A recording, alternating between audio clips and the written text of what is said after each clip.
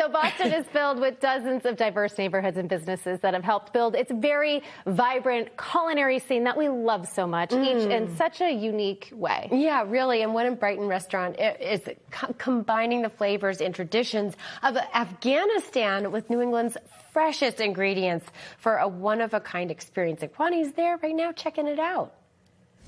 Have you had Afghani food before? Well, have no fear if you haven't, because Baheja is the owner of Ariana Restaurant right here in Austin, Brighton area, specifically Brighton. And you're going to teach me everything I need to know. I'm going to try. Welcome, both of you. Yes. Appreciate it. So how would you describe Afghani food overall? Full of flavor.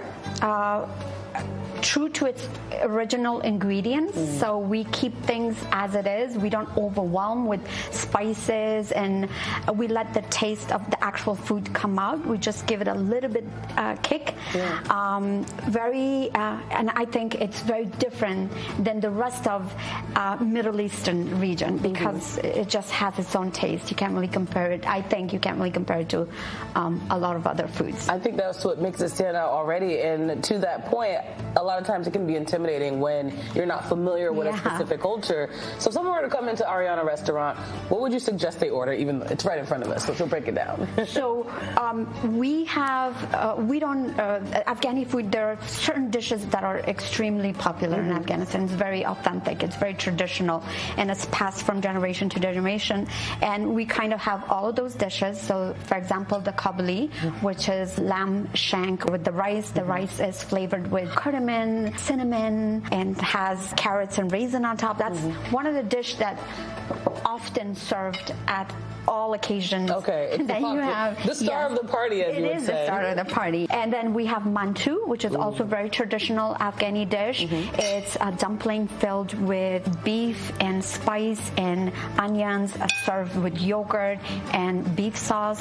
And then the very popular appetizer that we have, which is kind of seasonal too, is the pumpkin. It's called kadu. We have it both on vegetarian option as well as the non-vegetarian. I love that. Would you say a lot of the dishes have a substitute if there is someone that doesn't eat meat?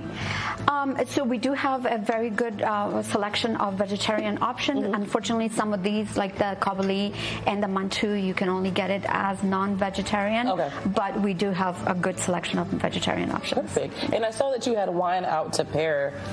What do they pair with something specifically, or is it just a suggestion? No, a lot of the lamb dishes, the customers prefer to have their own choice of lambs to wine. So we kind of because wine goes very well with lamb. I think it's time for dessert. Of course. It's an Afghani tea that we get from locals, actually from Virginia, not that local, and mixed with cardamom.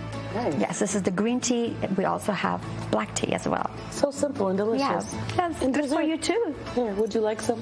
Sure. I'm serving you at your restaurant. No, it's not that often that somebody serves me in my restaurant. How about if I give you this? Thank you. Plot twist. Yes. I'm going to try to take the smallest one possible. And this is baklava, correct? Yes. Is there a special way that Afghani baklava is made? It's a little bit different. We have all the nuts, almond, pistachios, and it's made with honey. So it's softer versus a little bit more crunchier.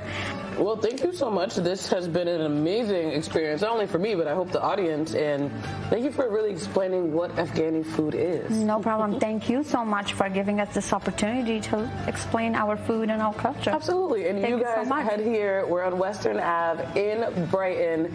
You'll definitely want to try this out. We do. Thank you.